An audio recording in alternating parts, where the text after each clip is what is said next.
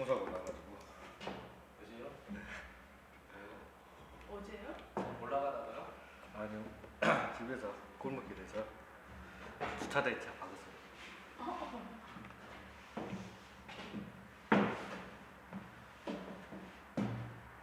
몇 프로죠 주차가 있어요? 불법 주정차는 불법 주정차가 현대 몇 시계요? 9대 1이요. 900일요? 불법 일이에요? 그러면? 네? 불법이 불법이. 일단 받았으니까. 일단 받았으니까. 일단 받았는데 90%가 원래는 그게 낮이어가지고 10% 먹은 거고, 밤에는 흰색차는 한 15%, 검정색차는 20% 먹는 거예요. 이렇게. 그리고 만약에 사고 살짝 끊겼는데 좀 애매하잖아요. 그러면은 내가 끄면 안 돼요. 내가 지금 항상 등장. 뭐가 되냐면 그게 사고 미체가 돼요. 사고 미체. 나중에 경찰서 오라고 갖고 조서 쓰고, 자기가 그걸 몰랐다. 키스 부딪힌지 몰랐다. 느낌이 없었다. 대신 보장을 해주겠다. 그럼 꼼짝합니다. 안 좋은 건 가르치면 안 되는데.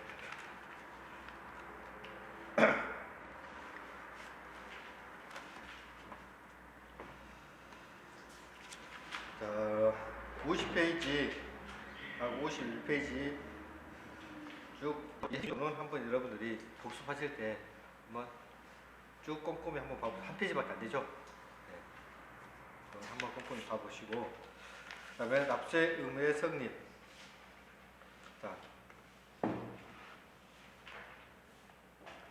자, 납세 의무의 성립, 납세 의무의 확정, 그다음에 제척기간 소멸시효, 체납처분비, 공과금, 이의신청, 심사청구, 심판청구, 행소소송 있는데 용어 정도만 간단히 볼게요. 자, 납세 의무가 성립하는 것은 뭐요? 과세 요건을 충족할 때 납세 의무가 성립한다. 네. 54페이지 보라색으로 되어 있는 거, 납세 의무 성립, 과세 요건, 과세 요건이 뭐라 했어요? 납세 의무자, 과세 대상, 과세 표준, 세율. 이게 충족함으로 인해서 추상적 납세 의무가 발생하는 시점. 즉 추상적 뭐예요? 이 사람이 세금 내야 되는데 아직 확정되지 않았어요. 금액이 얼마인지. 확정은 자, 세금 지원을 받아서 납부세액을 납세 의무자 또는 세금관청에 일정 행위를 거쳐 구체적으로 돈 얼마 내라 하는 거예요. 구체적으로. 자, 제척 기간은 일정한 권리에 대하여 그 권리를 행사할 수 있는 기간. 자, 제척 기간이라는 건 뭐냐면은, 뒤에서 다시 한번 설명을 드릴 건데, 제척 기간이라는 것은 내가 어떤 것을, 국가가 어떤 것을 해야 되는데, 즉 내가 어떤 걸 해야 되는데 안 하고 있는 거야. 근데 그 기간 정했는데 이건 내가 언제든지 할 수 있어. 언제든지 할 수는 있는데 안 하고 있는 기간이에요. 근데 그걸 그대로 놔두게 되면 상대방 뭐요? 상당히 불안해지죠. 국가가 세금을 부과할 수가 있는데 부과 안 하고 놔두는 거예요. 그럼 상대방은 제가 나한테 부과해야 될 건데, 국가가 나한테 부과해야 될 건데 항상 쫄고 있잖아요. 제가 언제 나한테 부과하려고 하지? 근데 너무 길게 되면 어떻게 돼요? 노예로 죽고 또 살아야 되죠. 네. 그렇기 때문에 딱 어느 기간까지 안 하면은 더 이상 국가가 그 부과를 못하게 막는 거예요.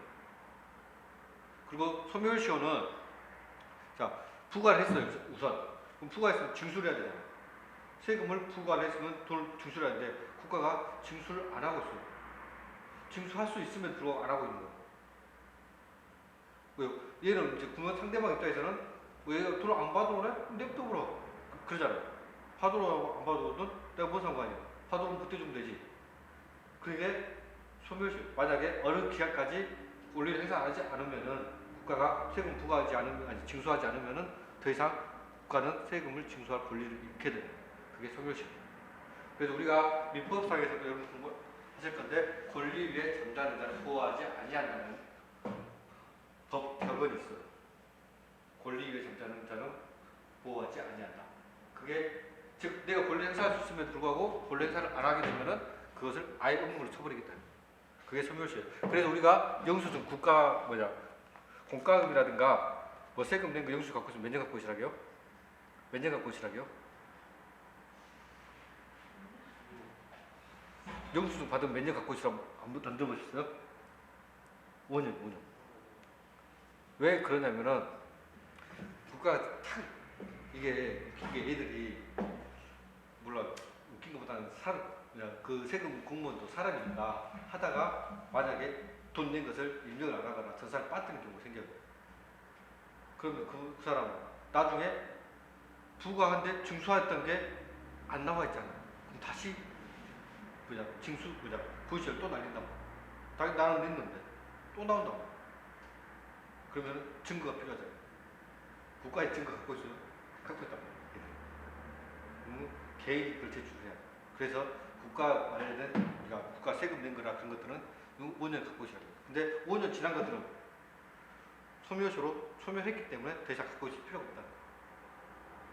여러분들이 소멸시효에 대해서 공부를 나중에 민법에서 상당히 중요한 민법은 나중에 하실 거니까 소멸시효 같은 경우는 우리가 많이 해당되죠. 일반적으로 이런 특히나 여기 춘천시로 나면 좀 나는데 저기 성주 쪽으로 좀 나가면은 그렇게 많이 있어요. 의외로 소멸시효에 관련된 것들이. 왜 그러냐면은 여러분 부동산 하실 거니까 혹시 보시면은 나 중개업 하실 때 뭔가 조금 이상하다 땅을 딱 봤는데 분명히 지적도 하고 집 건물하고 틀린 경우가 생겨요. 건물 지어진 형태하고 건물 지역도 틀린 경우가 생겨요. 그게 왜 그러냐면은 여러분들 그냥 상식으로 알아두죠. 그 지적도가 지금 이제 새로 도시 개발하는 데 빼고요. 도시 개발하는 데 빼고 광주는 이제 거의 다 개발했 마찬가지고 근데 시골 있잖아요. 여기 요수도 좀 내려가면 더 시골 있고 송주 같은 데 있고 있잖아요. 시골 같은 경우는 뭐가 있냐면은 그 지적도를 언제 만들어 놓은지 아세요? 네? 네, 옛날에 만들었는데 그게 언제 만들어 놓은 거냐면 일제시대 때 일제가 일본이 침략하면서 지적도를 만들어가지고 그 세금 같은 걸 추탈하기 위해서 만들어 놓은 게 지적도예요. 그때 만들었어요. 그러면 광복했으면 그거 다시 만들어야 되지 않냐? 네, 안 만들었어. 근데 새마을운동 70년 새마을운동인데 새마을운동 때 만들지 않았냐? 안 만들었어. 그러면 거의 지금 한 7, 80년이 지났는데 그 형태가 똑같이 있을까요? 옛날에 어떻게 해요? 집 짓다 가면 쌀 한 가마에 주고 막걸리 한 사주고 내가 이 땅 쓸게 하고 쓰죠. 그러다 보면 한 몇십 년 지나면 어떻게 돼요? 내 땅이 되는 거죠. 그냥 거기다 건물 올려버리고. 그래서 현장에 지적도 하고 건물하고 형태하고 안 맞는 경우가 시골 같은 데 가면 종종 있어요. 종종 많이 있어요. 그리고 여러분들이 혹시 그걸 지금은 아마 거의 없을 건데 아직도 일본이 명령된 땅들이 있어요. 저도 딱 하나 봤어요. 어디서나 해남에서 딱 하나 봤어요. 몇 평 정도? 한 2평 정도, 2평 정도. 교회 부지 한 가운데 2평 일본이 있어요. 그런 게 있어요. 그것도 뭐요? 보는 사람이 있어요. 그게 국유재산의 기술도거든요. 근데 국유재산을 이게 충격재산 찾아주면은 뭐라냐면은 국가에서 싸게 팔아요. 찾아준 사람한테 싸게 팔아요. 네? 네, 이제 그 사람한테 제가 이제 교회니까 교회 부지 안에 있으면 교회 목사님한테 이야기했죠. 이거 빨리 신고하셔서 금액이 얼마 안 되니까 빨리 사보시라고 지역도 정리 한번 하시라고 이렇게 말을 해드렸는데 투표가 제가 뭐 하겠어요? 교회 부지 안에 네, 그런 경우 있는데 그런 땅들 같은 경우는 최고 시세가 아니라 공시가 20%까지 샀어요. 네, 엄청 싸죠. 그런 땅은 진짜 그런 땅은 이제 과학이 지금 거의 없고 그런 땅은 거의 없고 이제 왜 이런 말씀을 여러분들이 지적도 가면 정말 다른 게 많아요. 근데 그 이유를 모르고 하면 왜 틀리지 하시는데 그 이유가 뭐 때문이냐면 우선 오래 지나서 그럴 수도 있고 또 어떤 게 생기냐면 옛날에는 막 시골길 같은 거에 이렇게 나 있잖아요. 이렇게 나 있잖아요. 그런데 이 집들이 이렇게 있겠죠? 이렇게 집들이 있겠죠? 근데 새마을 사업한다고 어떻게 했어요? 우리 마을에 반듯하게 돌 하나 내자. 이게 삐뚤빠뚤 쓰겠냐? 도로를 자, 이런 식으로 해요. 이런 식으로 돼요. 자, 그러면은 지금 현재 자, 이걸로 할게요. 자, 현재 이 사람 뭐요? 자기 땅이 요만큼 도로 들어갔어. 거의 절반이 도로 들어갔네요. 보상 받았어요? 못 받았어요. 뭘 보상을 했죠, 제발 운동때. 동네 모여갖고, 니 땅 이렇게 도로 될 테니까 니 땅 내놔 좀 내, 빼. 그럼 빼야죠. 안 빼면 어떻게 돼요? 네. 안 빼면은, 네. 기무사에 끌려가죠. 왜 협조를 안 하냐고? 네. 예, 그때 국가 권력을 무서워했기 때문에 사람들이 웬만하면 다 빼줬단 말이에요. 그래서 이 사람은 이제 사무치를 억울해죠. 자, 이 사람 어떻게 돼요? 요만큼이 도로 부지를 쓰고 요만큼이 자기 수용됐죠. 문제는 여기 생겨요, 문제는. 자, 지속도 이렇게 생겼는데 도로 이렇게 생겼어요.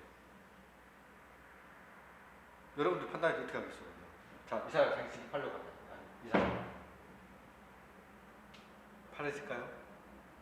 제대로 가격 받을 수 있을까요? 상당히 어려운 거예요. 그래서 시골 땅들이 그래서 어려워요. 주택이. 자, 일단 얘는 요만큼 수용되고 요만큼 수용했어요. 근데 문제점이 뭐냐면 요거 국가 지금 아니, 요 땅이 국가 땅이잖아. 얘가 지속도는 국가 땅이잖아. 아직 도로니까. 국가에서 뭐라 하냐면은 도로 조명 불법 조명료를 내세요. 네. 일반 5년치 불법 조명한 거에다가 가산금 20% 붙여서 세금 내세요. 나와요. 얘 기분이 어떨까요? 이 사람 기분이 어떨까요? 자기 땅을 지들이 마음대로 쓰면서 내 땅 이거 조금 쓴 거 갖고 세금 내라게. 네? 제가 이거 조사하러 놔두고 쫓아왔어. 진짜 놔두고 쫓아왔어. 동원하셨어. 정말 놔두고 쫓아왔어. 지금 이만큼 안 되는데 제가 했던 땅이 어떻게 생겼냐면 이 사람 집이 이렇게 되는데 옛날 도로가 이렇게 돼 있어. 근데 새로 난 도로가 이렇게 됐어. 이 사람 땅은 이렇게 들어가고 이 사람이 이만큼 쓰는 거야. 지금 말이 표현시켰는데 이거보다 더 커요. 훨씬 커요. 이 들어간 게 거의 부지가 상당히 큰 땅이었어요. 부지 들어간 게 100평 정도 들어갔어요. 도로 쓴 땅은 10평 정도밖에 안 돼요. 이 100평에 대해서 이 10평에 대해서 도로 사용료 내죠. 그러면 어떻게 돼요? 내 땅 100평 들어갔는데 화가 날까 안 날까? 여러분 화 안 나겠어요? 진짜 나 또 쫓아왔어. 도망가자. 그리고 조용히 가갖고 진짜 말로 풀어야 돼. 진짜 있어요. 해남 진짜 있었어요. 제가 도망다녔거든요. 진짜. 자, 이렇게 들어간 땅들은 그래서 여러분들 지적도 하고 볼 때 이런 땅의 원인이 뭐냐를 분명히 알려주는 것도 상식적으로 여러분 알고 계셔야 돼요. 일본인들이 지었던 땅이 이거였어요. 근데 새마을숲 하다 보니까는 땅을 무조건 이렇게 만들어버리거든요. 그러면 이 사람들은 자기 땅에 도로가 들어가 있잖아요. 국가에서 땅 사나가면 안 사요. 왜? 이 땅을 평가할 때 어떻게 평가하자면은 보상을 해줘야 되잖아요. 도로 보상을 들어야 돼요. 왜? 이게 국민의 재산권 침해잖아요. 특별히 생기는 거예요. 직접 들어갔으니까. 특별히 생기는 보상을 해줘야 돼요. 근데 보상을 해주면 어때요? 지방자치단체에서 망해요. 보상해줘. 왜? 자, 이거 수용됐을 때 70년도가 되잖아요. 70년도. 자, 70년도에 보상이 들어갔어요.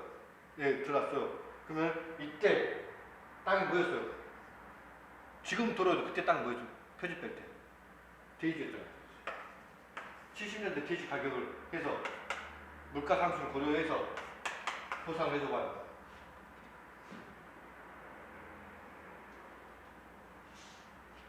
국가 재정에 남아 낙가이고 지방자치단체 안 그래도 없는데 돈이 없는데 안 그래도 돈이 없는데 안 남은 그래서 못 해줘. 그러면 이 사람 어떻게 합니까? 그래갖고 이분들은 이거 안 되려면 방법이 있어요. 니들 내 땅 사라. 그럼 내 조명료 낼게. 그리고 허용료 내고 용도 폐지시켜. 어차피 용도 없잖아요. 옛날 도로일 뿐이지 지적도상 도로일 뿐이지 지금 도로가 아니잖아요. 용도 폐지시켜라. 내가 사겠다. 이것은 조명료 낸 사람이 무조건 갖고 있어요. 살 수 있는. 도로 점유하고 있는 사람이 만약 운동 폐지되고 그러면은 우선 살 수 있는 권리가 있어요. 쓰고 있으니까. 내가 지금 계속 쓰고 있으니까. 이거 조용히 가서 말이죠. 아니, 그게 아니라 이렇게 할 경우 이거 국가에게 나오면 나중에 이렇게 말씀하세요. 혹시 이의신청 기한 주어지니까 그때 이렇게 말씀하시면 되니까 우선 말을 우선 들어보세요. 낯은 내리고. 그래갖고 말 풀어갖고 설명해 준 거예요. 이게 이런 경우가 종종 있어요. 여러분들 그래갖고 보시면 지적도가 안 맞는다 말하는 경우가 이거예요. 그겁니다. 현장에 가시면 이런 경우 시골 같은 경우 많이 있으니까 왜 안 맞는지 정도만 알고 계시면 되고 그리고 가끔 보면 참 재밌는 게 뭐냐면은 진짜 어느 때 갔는데 진짜 이런 땅이에요. 저 이렇게 나 있잖아요. 이 사람이 엄청 억울하고 화가 나. 왜? 거기 자기 집 들어갈 것 같아. 얼마나 바꿨어.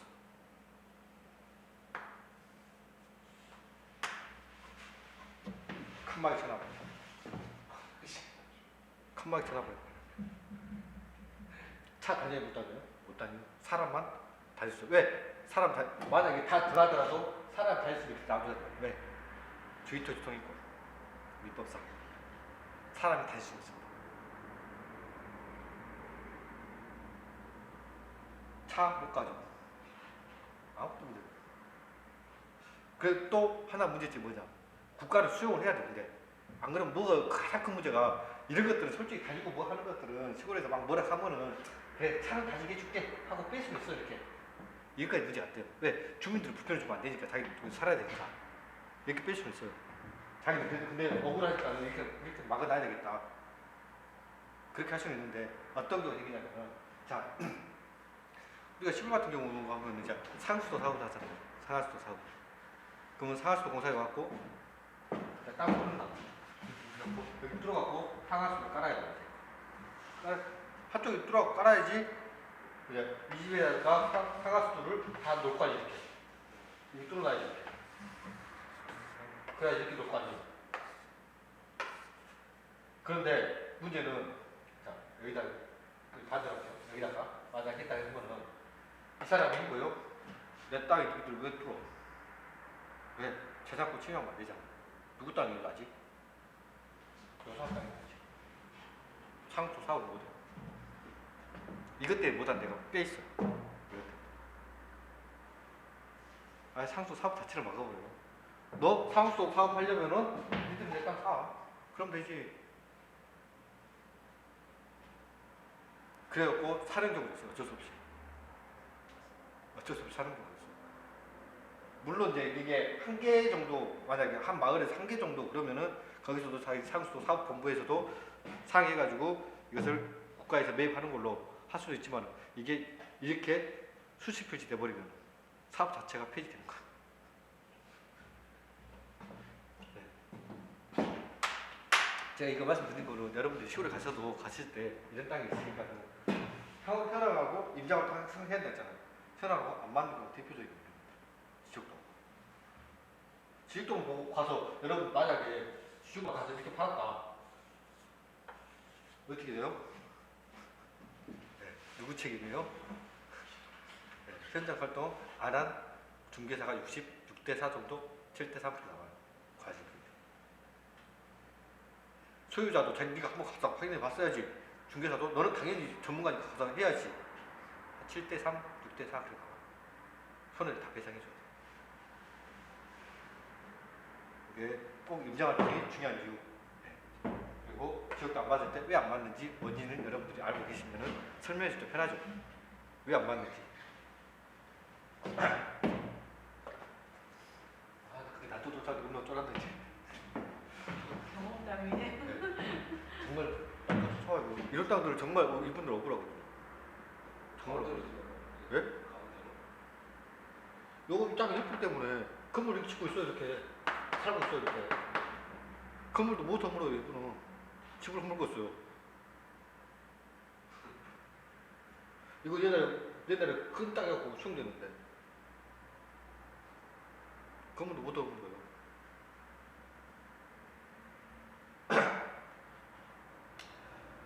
그리고 또 재밌는 게 뭐냐면 국가에서 장난치는 게 또 뭐냐면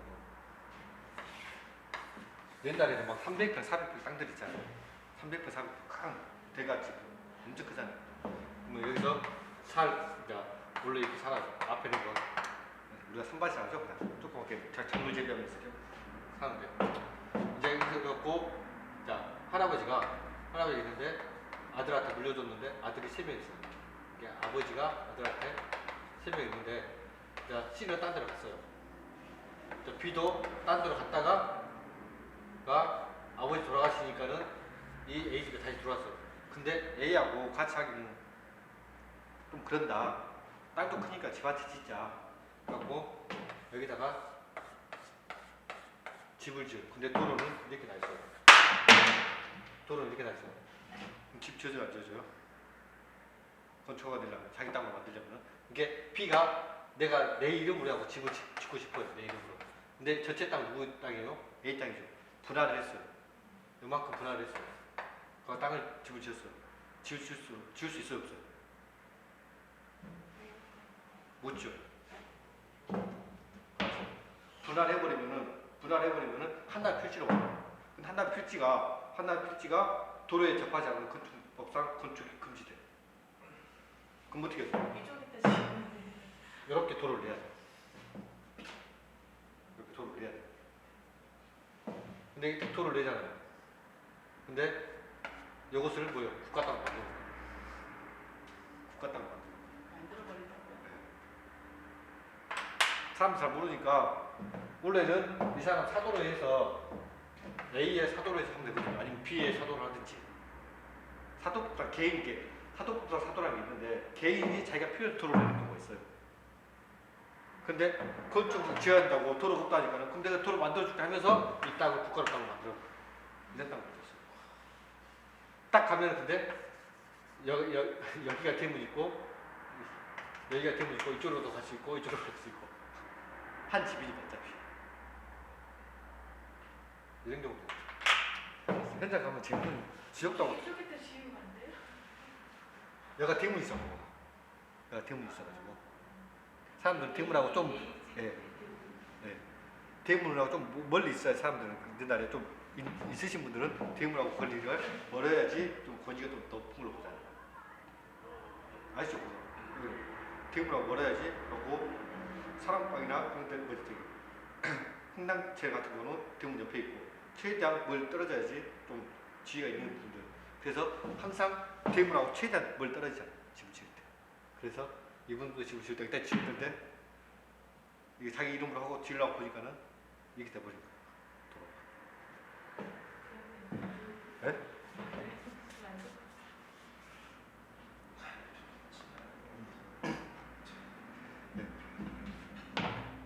자, 제가 뭘 생각했지? 현장에 가서 직접 틀린 경우가 있고 그러면은 또 이거 생각해서 여기서 소멸시효가 있지 않냐?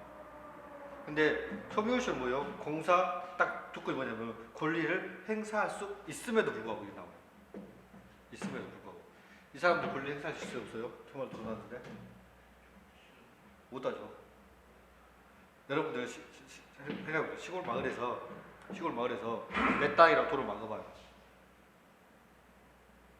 내 땅이랑 도로 막아봐요. 그러면 동네 사람 뭐라 해요? 저런 싸가지 어쩌고저쩌고 쭉 나오죠. 어르신들이 못 막아도 쉽게 권리 행사할 수 없어 쉽게.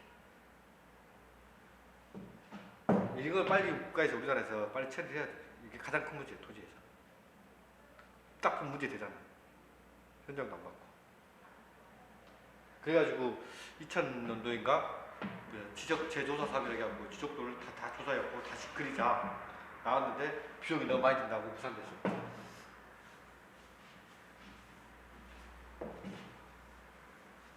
그리고 이 지적도를 언제 만든 거냐면 우리가 일제 때 만들어 했잖아요. 일제 때 그때는 막뭐 광팍이 있어 황치고 만들었을까요? 줄자 달고 말 타고 줄자 달고 다니면서 만들었어요. 진짜 줄자 들고 말 타고 다니면서 만든 게 우리나라 지적도. 정확할까요? 안 정확하죠. 네, 그치. 그래서 소멸시효. 그 불법 시간에 불법 선생님이 그 부분을 잘 드릴 테니까. 자, 그래가지고 이제 소멸시효가 있고 이제 체납처분비. 체납처분이 뭐냐면은 자 압류 들어가면은 압류하는데 공짜로 되나요? 아니죠. 네.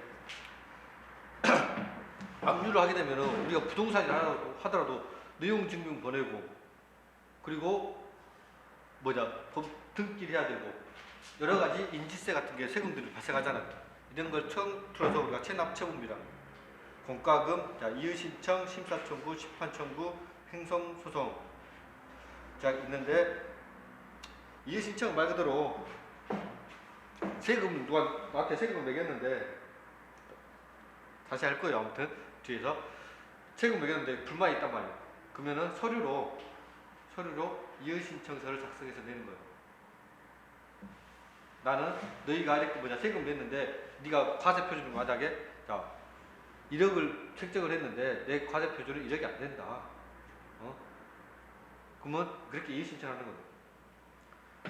그 다음에 심사청구, 심판청구 마찬가지고 이거 세 가지는 우리가 서류로서 행정청이 직접 판단하는 거예요. 행정청이. 근데 행정소송은 말 그대로 재판까지 하는 거죠. 재판까지. 뒤에서 좀 더 자세히 설명드릴 거고 자 그러면 납세의무의 성립 시기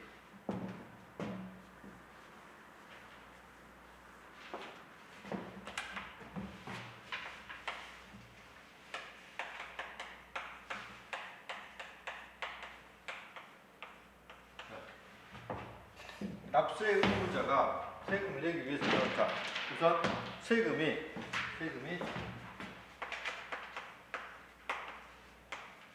성립돼야 되고 자, 납세 의무가 성립돼야 되죠. 우선 성립되면은 이제 관청에서 얼마 내라고 확정을 시킨다고. 확정을 시켜가지고 내가 세금 내면 어떻게 해요? 이제 납세 의무가 소멸되는 거 없어지는 거죠. 이 소멸의 세 가지 절차가 나오는 거죠. 그러면 납세 의무 성립은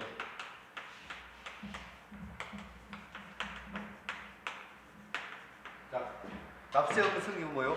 자, 언제부터 언제까지니까 대충 너희가 의무가 있다 말하지 정확한 금액이 얼마인지 모르다 했죠. 자, 그렇기 때문에 추상적으로 성립한 거죠. 납세 의무가 추상적으로 성립한 건데, 자, 그러면 납세 의무가 언제 성립하냐? 우리가 납세 의무가 성립하는 것은 과세 요건 네 가지가 충족될 때 성립을 한다는 거죠.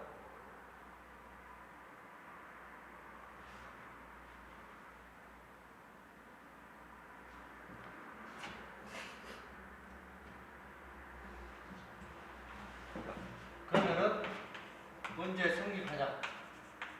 법에는 여러 가지가 있는데 우리가 딱 세 가지로 구분지어서 다섯 가지로 구분지어서 보면은 첫 번째 과세 기간이 정해져 있는 거.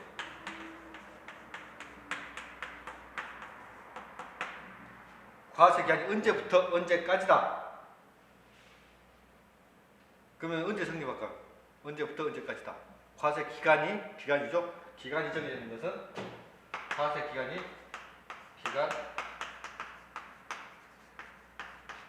종료일이라고. 12월 31일 날 성립하는 거예요. 그래서 1월 1일부터 과세기간이 1월 1일부터 12월 31일까지라면은 과세기 종료일, 즉 12월 31일이 성립하는 날이죠.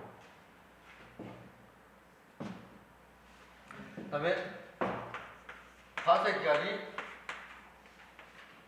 정해져 있지 않으면은 정해져 있지 않은 것 대표적으로 뭐가 있을까요? 과세 기간이 정해져 있지 않은 것. 여러분 밥 먹잖아요. 밥 먹는데 언제부터 언제까지 밥 먹는 거 세금 내는 거 아니잖아요. 왜요? 밥 먹을 때 내는 거죠. 왜? 부가가치 세율은 밥 먹을 때 내는 거잖아요. 예. 즉 이것을 그러한 행위 발생식을 성립합니다. 그래서 우리가 과세 기간이 있는 것을 기간세 이렇게 부르고 과세 기간이 없고 행위 발생시 세금 매기는 것을 우리가 행위세 이렇게 말합니다. 또 해요. 또 있거든요. 이것을 다른 말로 기간세, 이것을 행위세 이렇게 부르거든요.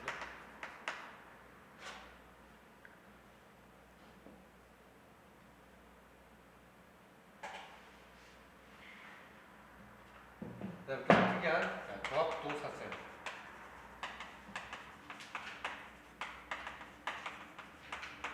요것은 과세 기준일이 정해졌어요.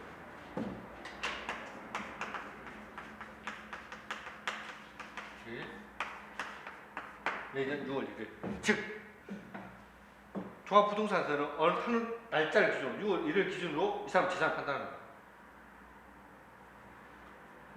그래서 일정 금액을 초과하게 되면은 종합부동산세를 부과시키는 거죠.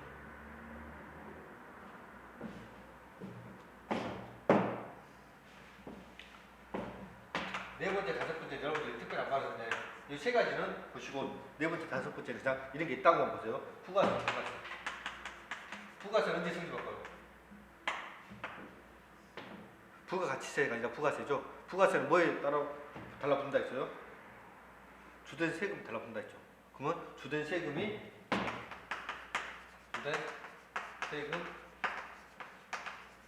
성립일에 부가세도 성립한다는 거죠.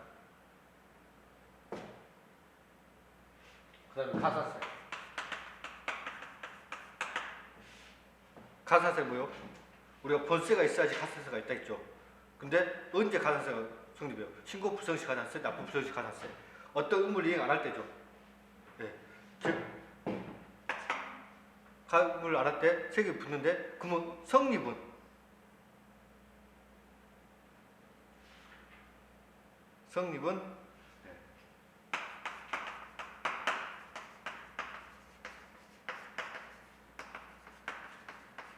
즉 본세 성립일에 같이 성립한다는 거예요.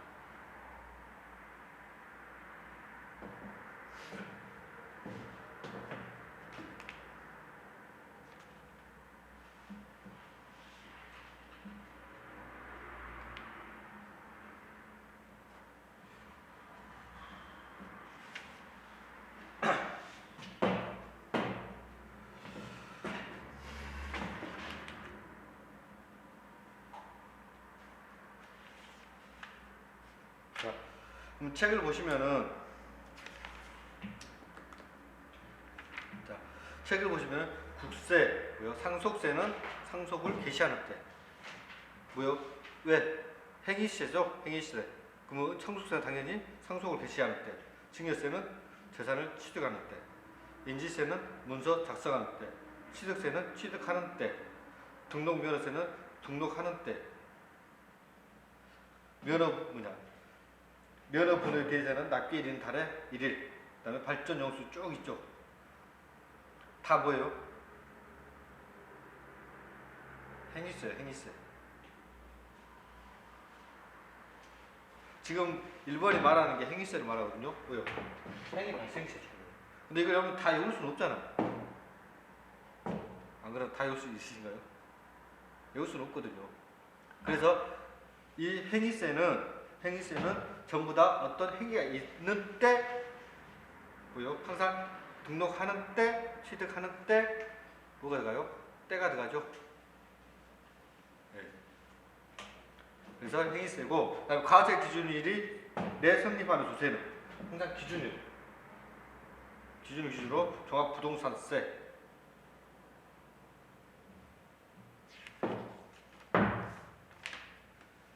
그다음에 과세 기간이 끝나는 때 성립하는 것, 우리가 이걸 기간세라고 부르죠.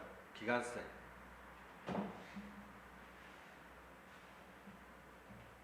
보시면은, 자, 원칙을 보시면 다 과세 기간이 끝나는 때, 그죠? 근데 소득세 같은 경우는 원천 징수라는 말이 무슨 말이냐면은,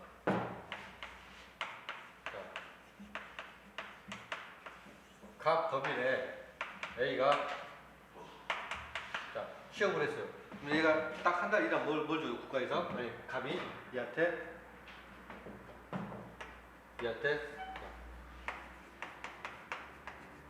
월급을 주는데 자, 얘가 월급을 받았으면 뭐가 발생해요?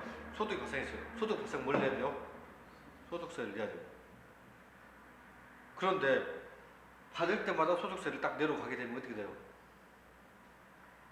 예. 우리나라 근로자 몇 명인데 세무서 어떻게 돼요? 마음이 되죠. 그리고 물론 또 근로자들은 일하기도 바빠 죽겠는데 세금까지 내가 직접 내러 가야 되죠. 이렇게 나올 수도 있겠죠. 그래서 이럴 때는 그러면 이 회사가 각 법인이 네가 월급을 줄 때 얘가 내 세금을 떼고 줘라 이거야. 떼고 줘라. 예. 그래서 이것을 월급에서 뭐요? 세금을 징수하고 나머지 세금을 주는 거죠. 그래서 여러분들 월급 받으면은 월급이 다 나온 게 아니라 밑에는 세금 떼고 나오잖아요.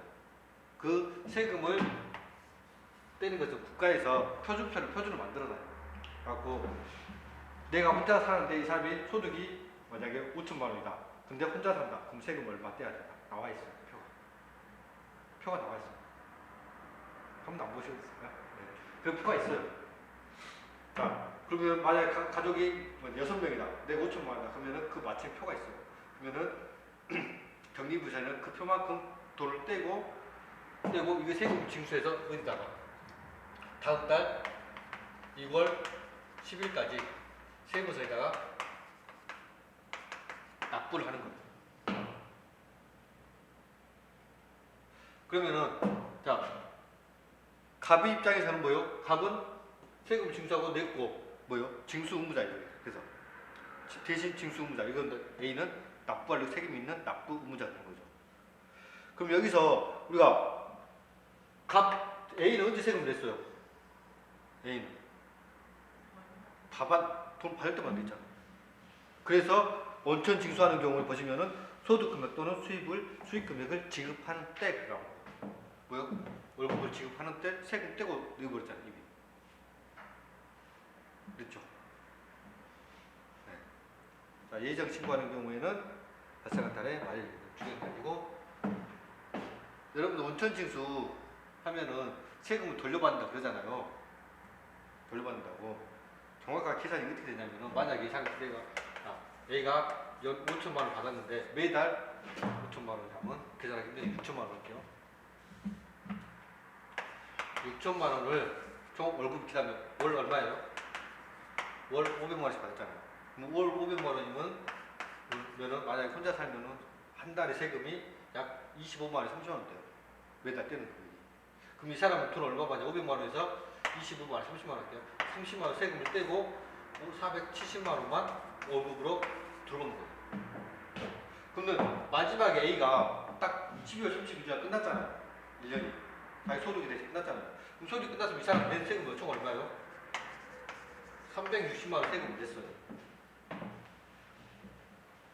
그래서 마지막에 연말 정산한다는 의미가 이 360만 원 낸 게 적게 냈냐 많이 냈냐 판단하는 거예요. 적게 냈냐 많이 냈냐. 쭉 연말 정산해봤더니 내야 될 세금이 500만 원이었다. 그럼 이 사람은요 140만 원 더 내야 돼. 140만 원 더 내야 돼. 그런데 내가 쭉 해봤더니 내야 될 세금이 결정세액 200만 원이었다. 그러면 200만 원 넣었는데 360만 원 냈잖아. 자기가 1년 동안 160만 원 돌려봐. 이게 마지막에 하는 연말 정산입니다. 그런데 요즘 그 연말정 대란 나온 이유가 뭐예요? 자기 360만 원 냈는데 요 결정 세금 뭐예요? 옛날에는 200만 원이었는데 지금 얼마 나오고 400만 원. 그러면 똑같이 계산하는 거예요. 그 잠깐 바꾼 걸 인해서 얼마 내야 돼요? 자기는 연말에 160만 원 받았는데 이제는 40만 원 더 내려요. 화나요 안 나요? 네. 그래서 연말정을 해야 돼요. 가족도 임기형이 있면서. 예.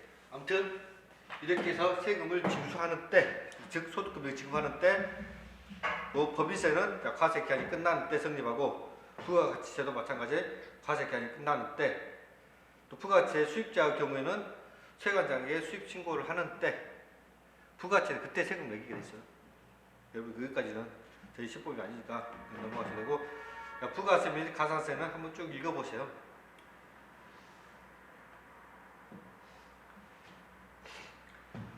자, 예제를 보시면은, 자, 납세의무의 성립 시기로 옳은 것으로 묶인 것은 양도소득세, 뭐예요? 행위세죠?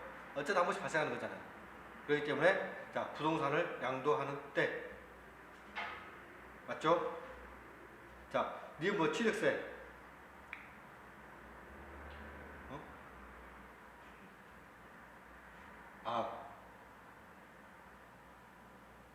양도소득세?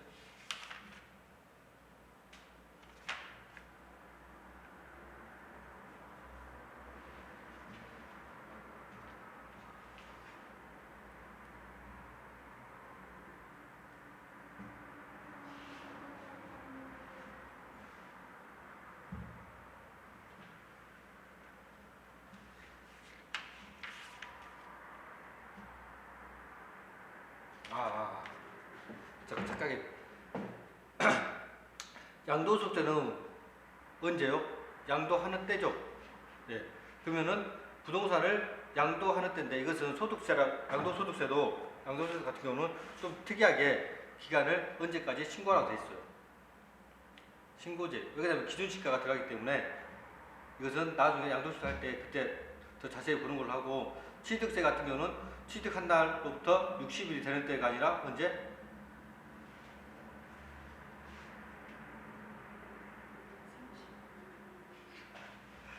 앞에 다시 한번 볼게요. 항상 취득세는 뭐요? 취득하는 때. 행위세는 그때가 들어가요. 때가. 그리고 종합부동산세는 과세 기준일, 이건 맞죠? 과세 기준일 6월 1일. 지방교육세는, 자, 그 과세 표시되는 세목의 납세 의무가 성립하는 때. 수시부가는 수시부가 사유가 발생한 때. 디귿 리을은 맞네요. 예.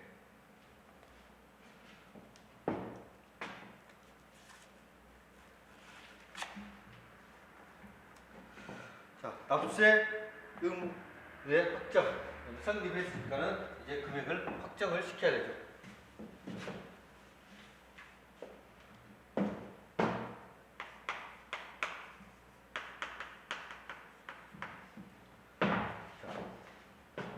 그러면은, 자, 확정을 시키는데 누가 확정을 시키냐? 자, 첫 번째, 정부가 직접 확정시킬 수가 있겠죠. 자, 국가가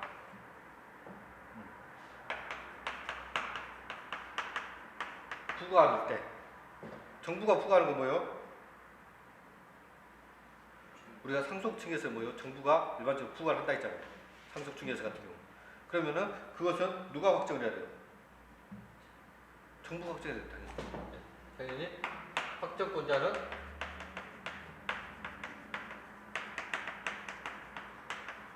정부가 되는 거고, 그 다음에 확정이 언제 될까요? 언제 확정될까요? 우리나라 민법의 대원칙 뭐요? 대원칙은 도달주의예요. 우리가 민법 공부하시다 보면 발신주의와 도달주의가 있는데, 발신주의는 효력이 발생한 시점을 발신주의로 보는 게 있고 도달주의로 보는 거죠. 그런데 대원칙은 도달주의예요. 대원칙은. 그럼 언제? 도달할 때. 즉 여러분들 고시가 왔는데 여러분들이 그것을 고시를 받아야지 그날 확정되는 거예요. 자, 그래서 고지서 도달 일에 확정이 되고, 그러면 이러한 세금이 뭐뭐 있냐? 이러한 세금은 상속 증여세, 그리고 종합 부동산세.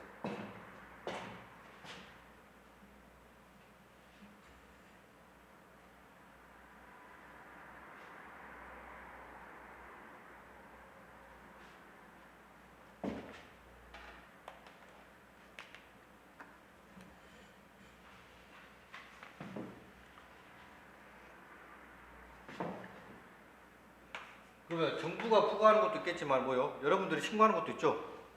소득세 같은 거 여러분들한테 신고하라 하잖아요. 네. 자, 그러면은 신고 납세하는 것은 납세 제도는 자, 확정권자는 누가 확정해요? 누가 확정할까요?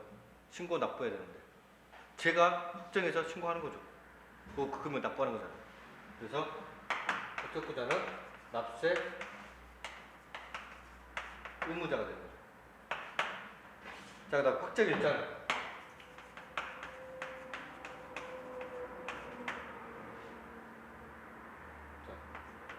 일반적으로 이 사람이 성실하게 신고 납부를 했으면은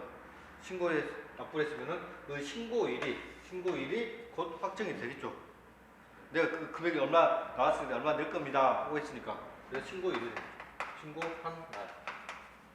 근데 신고나 납부를 불성실해가지고 안 해버리면 문제되잖아요. 그럼 언제 확정될 거냐? 그러면 국가에서는 얘 신고 납부했는데 안 하고 있네? 뭐요? 고지서 난리잖아.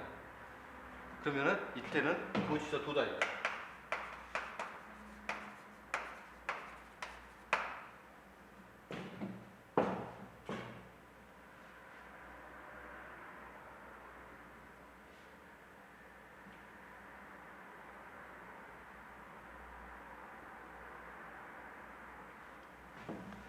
요 세목은 거의 대부분이 거의 다 신고 납세 제도죠. 우리가 말하는 가장 큰 거 상속증여세라든가 종부세 빼놓고는. 자, 그리고 이제 자동 확정되는 게 있는데 세 번째 자동 확정된다는 것은 뭐냐면은 성립과 동시에 확정되는 거예요. 성립 동시에 확정되는 거.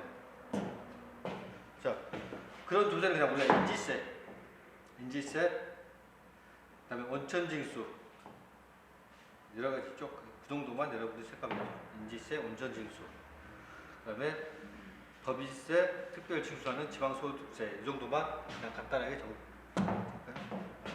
인지세, 원천징수하는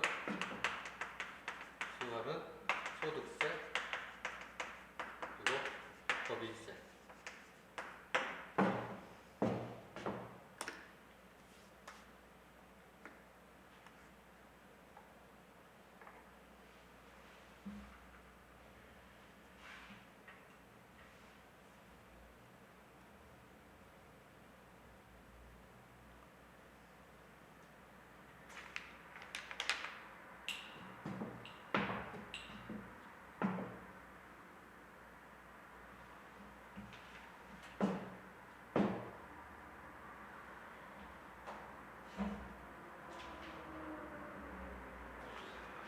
자, 납세 의무의 소멸.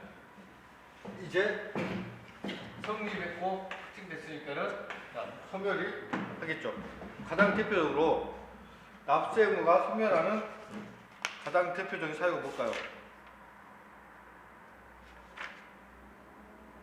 납세 의무가 소멸하는 가장 대표적인 것은 납부하면 끝나죠.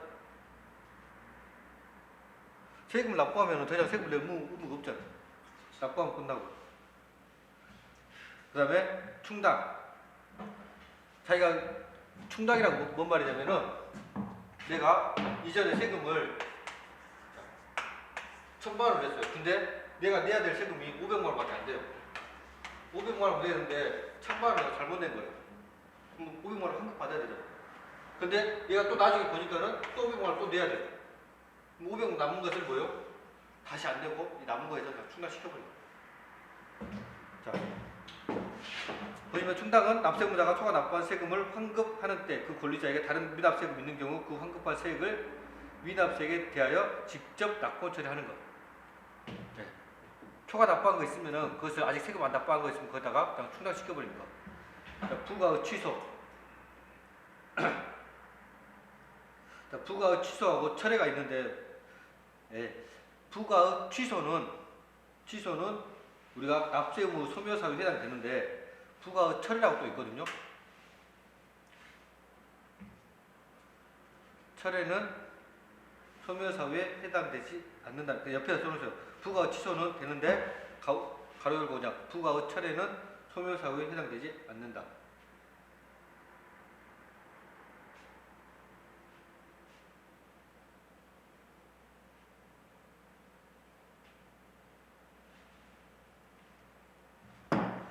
취소하고 철회가 이게 법적 개념인데 취소는 처음부터 잘못된 거예요.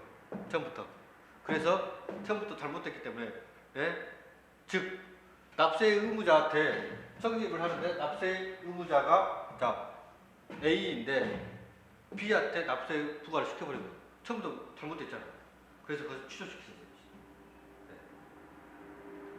철회는 처음엔 적법했어요. A한테 부과하는 게 맞았어요. 근데 일정한 사유로 만약 이 사람이 천재지변이 일어났어요. 천재지변이 일어나서 이 사람 돈을 세금 못 낸다는 거 맞잖아요. 그런 경우에는 우리가 철회를 해줘. 그다음에 부가 제척 기간이 만료 있는데 제척 기간 뭐요? 항상 제가 처음에 말했죠. 국가가 부과할 수 있는 권리를 세금 부과할 수 있는 권리를 기간 내에 안 하게 되면 권리가 소멸하는 거. 즉 제척 기간에 만료되면 이것은 뭐가 소멸되냐면 국세 부과권이 소멸됩니다. 국세 부과권. 세 개는 안 나오는데 옆에다 써주세요. 세 개는 안 나와 있는데 국세 부과권이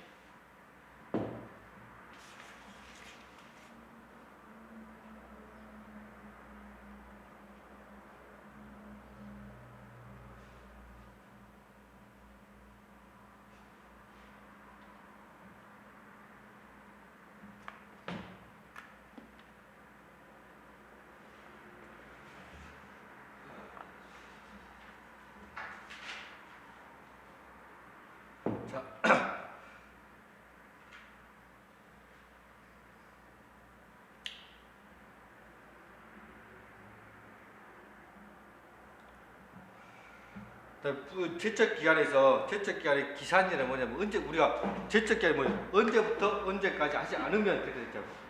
그러면 언제부터를 볼 것이냐 그게 기산일이거든요. 언제부터 신고 납부한 조세는 신고 기한의 다음 날부터 즉 자 12월 31일까지 보자. 소득세가 경우 5월 31일까지 소득세를 신고 납부해야 되는데 얘가 신고 납부를 안 했어요. 그러면 국가는 이 사람한테 뭐요? 세금을 부과를 시켜야 되잖아요. 그러면 그 기산점이 5월, 6월 1일부터 된 거예요. 6월 1일부터 언제까지 몇 년간 세금 부과하지 않으면 이 사람한테 더 이상 세금을 부과할 수 없다. 자, 그리고 자, 상속 증여세 보시면은 단순한 경우 뭐예요? 우리가 그냥 차고등으로 신고를 과소 신고한 경우에는 10년, 나머지는 15년. 이게 길게 잡아놓은 이유가 상속 증여세가 세금이 많아요. 세금이 커요. 자, 그리고 기타 국세 및 지방세는 기본적으로 자 5년.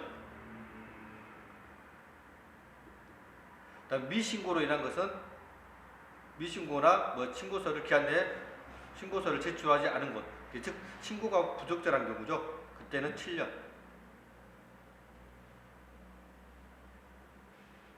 부정한 방법이 들어가면 10년.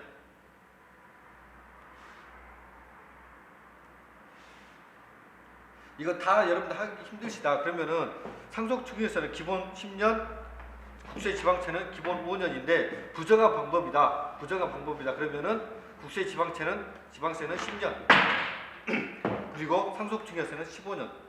그 정도만 하셔도 돼요. 10년, 15년.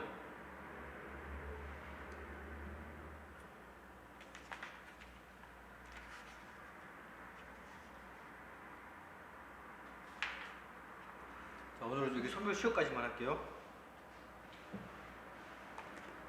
원래 세법이 여기 총 24시간 정도를 해야 되거든요. 근데 지금 배정 받은 게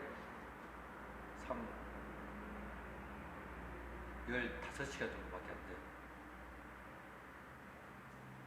12시간, 15시간. 그렇죠. 제가 세법부터 번지한 이유가 세법을 24시간 정도 해야 되는데 12시간 하면은 너무 띄엄띄엄 보게 될 것 같고 최소한 15시간 해서 세법부터 시작한 거거든요. 자, 오늘 원칙은 이거 총론을 끝내야 돼요. 그래야 시간이 끝낼 수 있어요.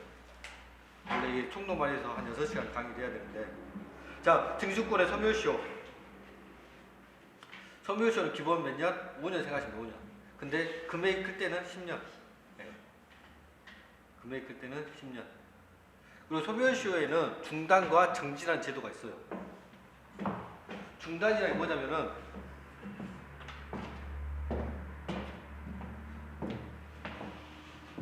중단은 말 그대로 해석하시면 돼요. 소멸시효가 자, 권리를 행사할 수 있는 거. 권리를 행사 가능해. 가능일로부터 쭉 가다가 몇 년? 그러니까 기본적으로 5년이 되면은 권리가 소멸돼요. 그런데 중도에 한 2년 지나고 나서 뭐래요? 이것을 다시 권리를 행사하게 되면은 이 기간이 중단이 돼요.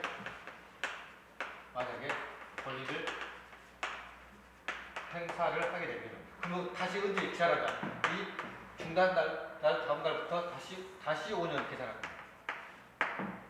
즉 지금 있던 것을 권리가 없어지는 것을 잘라 먹어버리는 거죠. 없앤다는 거죠. 가운데서 끊어버린다. 자, 그런데 자, 중단이 아니고 만약에 이 시점에서 소멸시효 정지 사유가 발생했다. 그러면은 정지라는 것은 잠깐 멈춰 있는 거잖아요.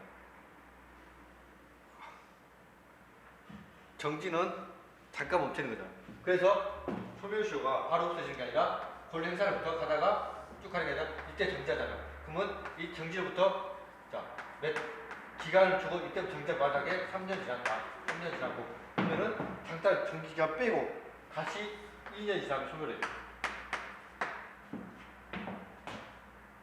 이게 일정 기간을 잠깐 멈춰둔 뿐이에요. 소멸시효 진행하는 것은.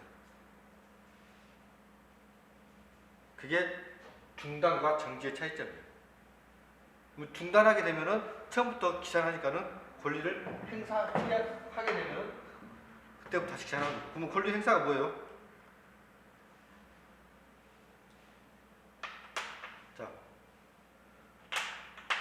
국가에서 제가 좀 전에 설명드렸다시피 좀 전에 말씀드린 게 국가에서 받은 영수증이 있으면 낸 세금 영수증이 있으면 5년 갖고 있으라 했잖아요. 5년간.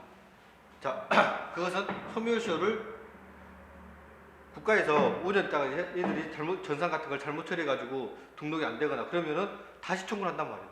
그 다시 청구하는 이유가 뭐냐면은 국가가 권리를 행사했다. 이걸 표현하기 위해서.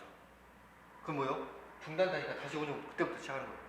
그걸 막기 위해서 걔들은 한 2, 3년에 한 번씩 세금 통지서를 쭉 훑어보고 다시 한번 날리는 거예요.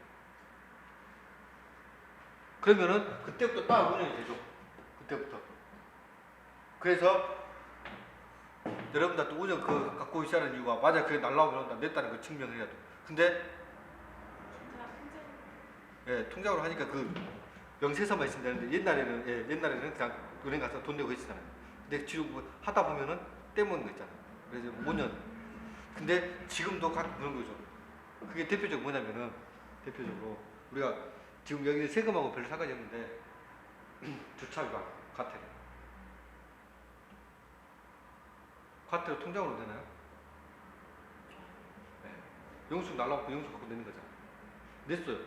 5년 지나니까 또 2, 3년 지나니까 또 내려요. 또 내려요. 네? 그죠. 주차위반을 한두 번 한 것도 아니고 내가 옛날에 한 번 했으면 딱 냈다가 기억나는 건데 한두 번 한 것도 아니고 또 나이가 먹은 거예요. 옛날에 어제 일어난 일도 내가 어디 사고 난지도 기억이 안 나는데 다 잊어버린단 말이에요. 근데 그걸 어떻게 기억해요? 영수증이 없으면. 그래서 그 용수를 갖고 있으라는 거죠. 지금도 그런 게 가장 요즘 돼서 제가 언제였던가 그때가 한 4, 5년 되니까 30 다 중반이었습니다. 분명히 세금을 차를 폐차하면서 옛날에 갖고 있는 차를 폐차하면서 세금을 전부 다 내고 폐차를 했어요. 폐차까지 다 해줬어요. 그래서 거기서 직접 가 폐차해갖고 다 내고 폐차를 하고 왔는데 그 차에 대한 주차 위반 과태료가 또 나오려고요. 한 3년 지나고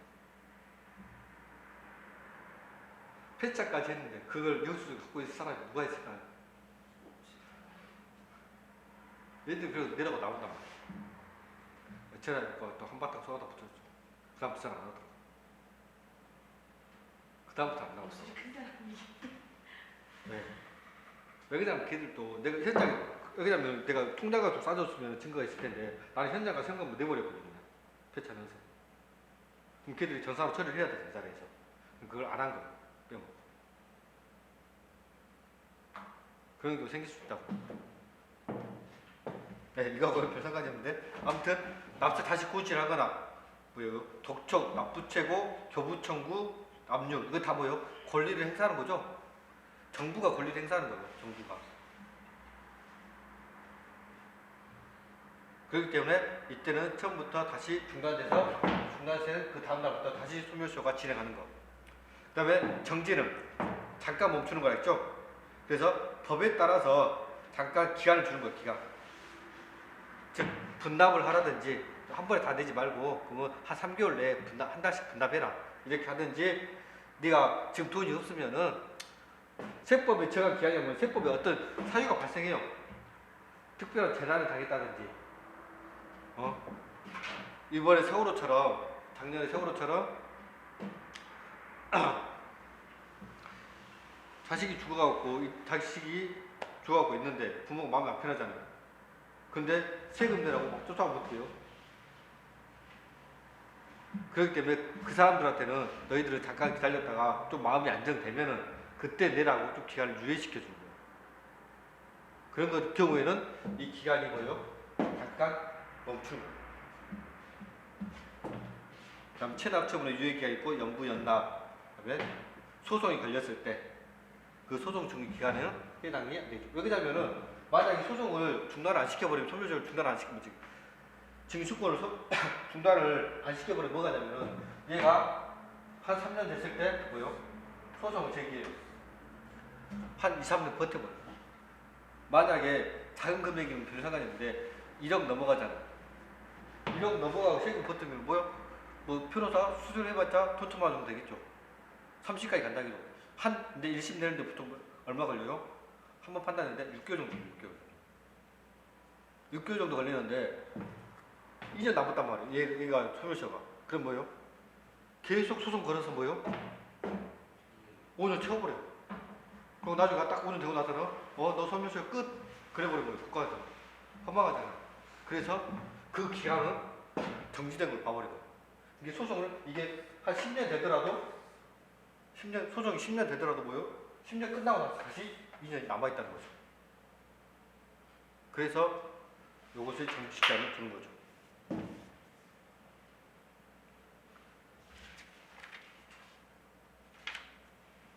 오늘은 여기까지 하시고 그리고 여기 제척기한하고 소멸시효는 저희 시험에서는 세법에서는 뭐 제척기한 소멸시효나 거의 비슷하게 많이 써요.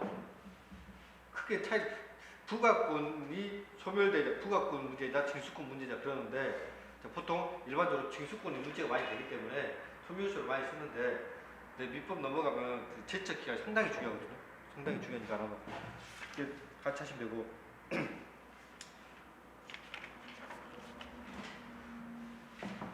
이거 한번 정리해 주려고 제가 표를 만들어 오긴 했는데 이 표까지는 안 봐도 제가 필요 없을 것 같아요. 그래서 시험하고는 없을 것 같고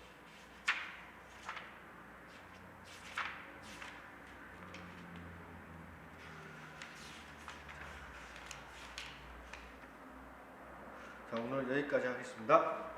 수고하셨습니다. 질문 하나 있는데요. 그 아파트 명의를 공동명의로 했을 때 네. 재산세가 네. 못 받을 때 그게 각각 되는 것 같더라고요. 나오는 거 보면은 근데 또 인터넷 찾아보면은 또 n분의 1이 된다 다 달라가지고. 일반적으로 공동 명의로 해도 공동 명의로 한다는 게 어차피 세금은 둘 다 나와요. 사실. 네, 둘 다 나오는데 그 내부 요금이 금액이 줄어드나 안 줄어드나? n분의 1인지 아니면은 각각 아니 어떤 그 신대지구 사는 분은 각각 나왔다 그러더라고요. 근데 또 인터넷 찾아보니까 아니고 저희도 아니 저희도 각각이 공동 명의로 하면 50대 50이잖아. 지분 비율은. 네. 그럼 50대 50이면 그 50만큼의 금액을 계해서 세산세를 부과시키거든요. 근데 아니 신대지구 같은 경우는 같이 나왔더라고요. 한 집 동생 집은 각각 나오고 다른 좀 위층 높은 집은 그냥 한 번만 그 금액 이제 조금 금액이 다른데 층수에 따라서 거의 비슷한 금액으로 한 번 나왔다고. 비슷한 금액을 한 번 나왔다고요? 네. 아, 세금이 네, 재산세가. 그 공동 명의가 확실하세요? 네, 아 저희 집 같은 경우도 저희 집 공동인데 각각 나왔거든요. 네, 각각 나오는 거 맞아요. 아, n분의 1이 아니고요. 네. 왜냐면 공동 명의가 되면은 그 소유 그게 그럼 그냥- 남들보다 배를 더 내는 거잖아요, 지금. 아니죠. n분의 1이면은 그 재산 1억짜리면 자기 재산 5천만 원이잖아. 5천만 원. 아니, 저는 그렇게 알고 있었는데 갑자기 걔가 공동명의라서 좋은 게 하나도 없다고 자기 같은 신대지구인데 저도 그냥 n분의 1로 나온 줄 알고 있었어요. 근데 자기는 낼때 다른 층하고 비교했을 때 자기 2배를 냈다고 그러더라고요. 인터넷이랑 막 찾아봤는데 다 말이 다르더라고요. 2배 냈으면은 뭔가가 잘못되어 있는 거고 아니면 그분이 저는 이제 n분의 1로 나오는 걸로 지금까지 알고 저도 이제 공동명의로 부채 있어가지고 4장을 이렇게 내거든요, 1년에.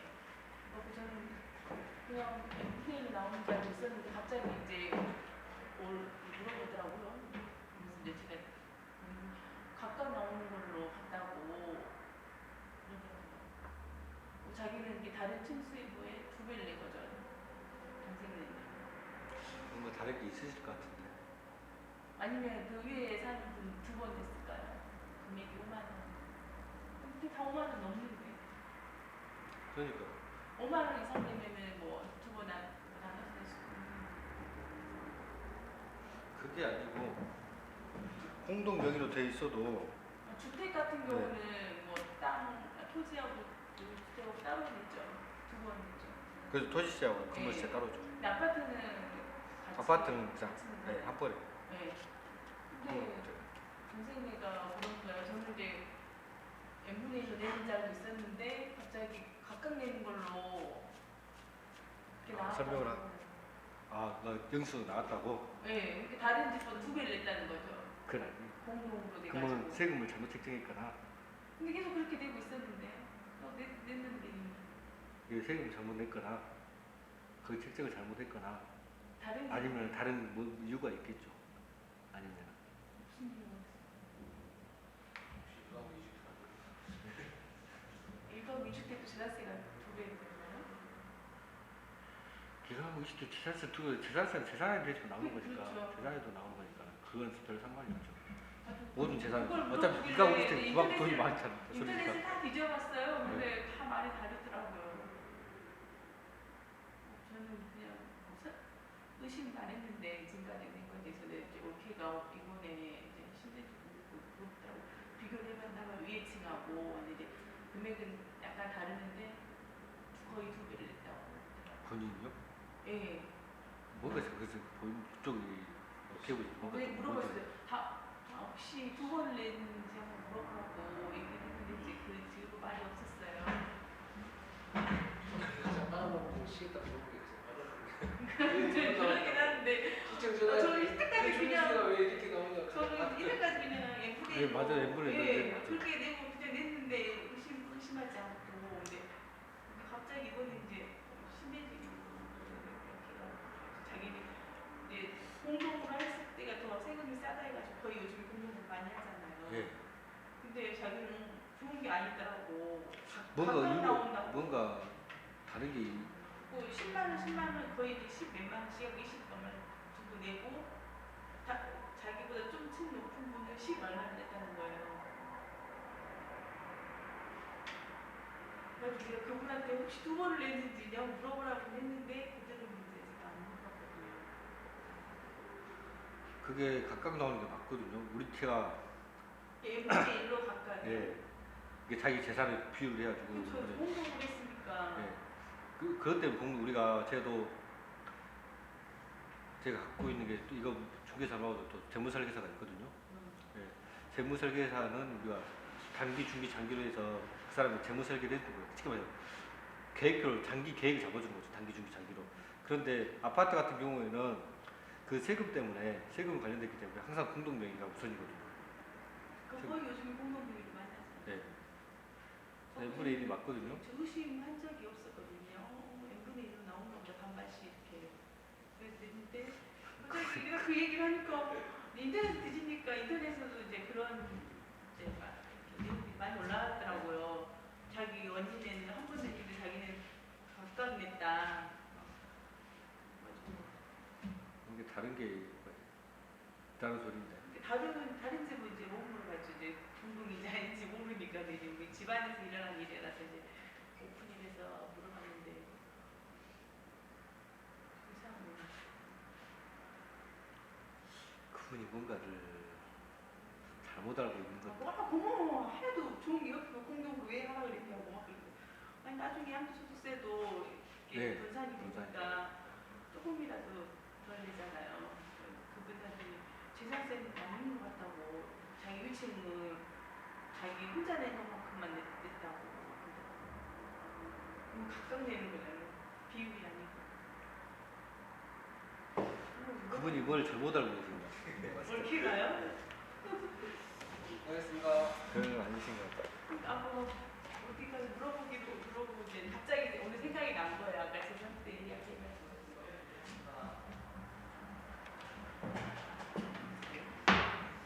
고생했습니다.